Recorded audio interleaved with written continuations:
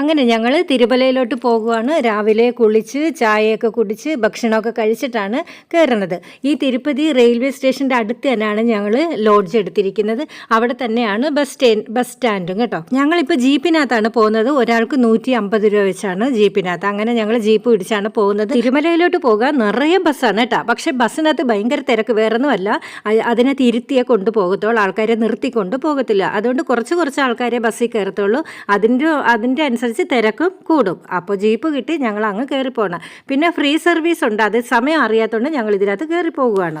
താഴെ നിന്നും 7 മലയുടെ മുകളിലോട്ടാണ് നമ്മൾ ഈ യാത്ര ചെയ്യുന്നത്. ഏകദേശം 22 കിലോമീറ്റർ ദൂരമുണ്ട് കേട്ടോ. 7 മലയിലോട്ട് പോകുന്ന ഈ യാത്രയൊന്ന് കാണണം, നല്ല അടിപൊളിയാണ്. നമുക്ക് എല്ലാവർക്കും ഇഷ്ടപ്പെട്ടു. എന്ത് രസമാണെന്ന് പറയാം. ഓരോ കാഴ്ചകളും നമുക്ക് അത്ഭുതം നിറഞ്ഞതായിരിക്കും കേട്ടോ. ഞങ്ങൾ ദർശനത്തിന് പോകുന്ന ദിവസം ഏകാദശിയും കൂടെ ആയിരുന്നു കേട്ടോ. അതുകൊണ്ട് ഭയങ്കര തിരക്കായിരുന്നു. 1 ലക്ഷം പേരാണ് ഒരു ദിവസം അവിടെ വരുന്ന ഭക്തജനങ്ങളുടെ എണ്ണം. ഒരു ദിവസം ഏകദേശം 1 ലക്ഷം പേരെന്ന് പറഞ്ഞാൽ അത്രയ്ക്കും തിരക്കാണ് ഇവിടെ. പക്ഷേ എത്ര തിരക്കെന്ന് പറഞ്ഞാലും ശരി, നമ്മൾ പിന്നെയും തിരുപ്പതിയിലോട്ട് പോകാനുള്ള ഒരു മനസ്സും ഒരു ആഗ്രഹവും ഒക്കെ ഉണ്ടാവും നമുക്ക്. അതുകൂടാതെ ഇവിടെ വന്നിട്ട് റെൻറ്റ് സ്കൂട്ടറൊക്കെ കിട്ടും കേട്ടോ. 2 വീലറൊക്കെ അറിയാം, അത് റെൻറ്റ് എടുത്തുകൊണ്ട് ഒക്കെ പോകാം. ഇത് സപ്തഗിരി ചെക്ക് പോയിൻ്റ് ആണ് കേട്ടോ. ഇവിടെ എല്ലാ വണ്ടികളും നിർത്തണം. എല്ലാ വണ്ടികളും നിർത്തിയാൽ പോരാ, ആൾക്കാരെ എല്ലാവരും ഇറങ്ങിയിട്ട് ചെക്ക് ചെയ്യും. നമ്മൾ ലേഡീസിന് വേറെ ജെൻസിന് വേറെ ക്യൂ ആണ് കേട്ടോ.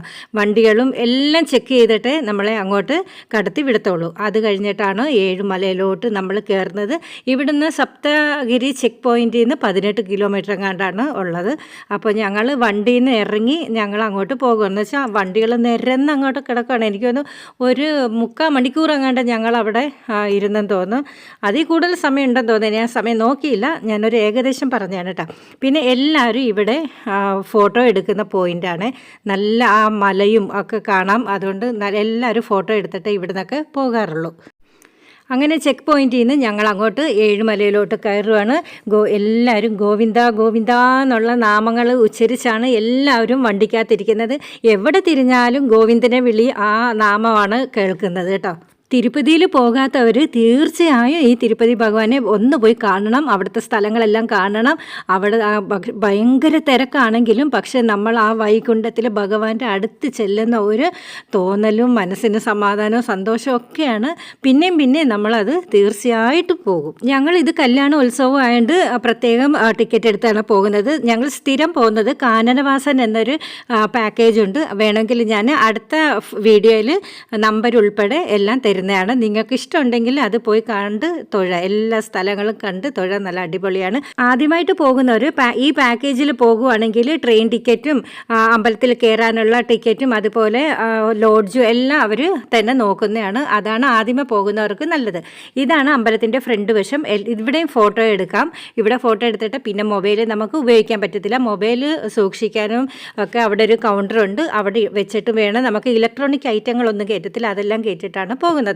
അതുകൊണ്ട് ഞാൻ അതിനകത്ത വീഡിയോ ഒന്നും എടുത്തില്ല. അത് കഴിഞ്ഞ് ഞങ്ങൾ ദർശനമൊക്കെ കഴിഞ്ഞ് ഇനി ലഡു വാങ്ങിക്കാൻ പോയിരിക്കുകയാണ്. അവിടെ അതിനേക്കാളും ക്യൂ ആണ്. ഞങ്ങൾ ഇവിടെ നിൽക്കുകയാണ്. തേജും ചേട്ടനും കൂടാണ് പോയിരിക്കുന്നത്.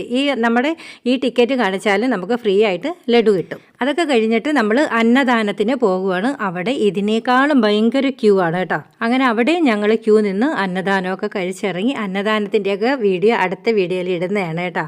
അല്ലെങ്കിൽ ഒത്തിരി ലോങ് വീഡിയോ ആയിട്ട് പോകും ഇത്. അപ്പോൾ അടുത്ത വീഡിയോ എല്ലാവരും മറക്കാതെ കാണണേ. അപ്പോൾ ടാറ്റാ.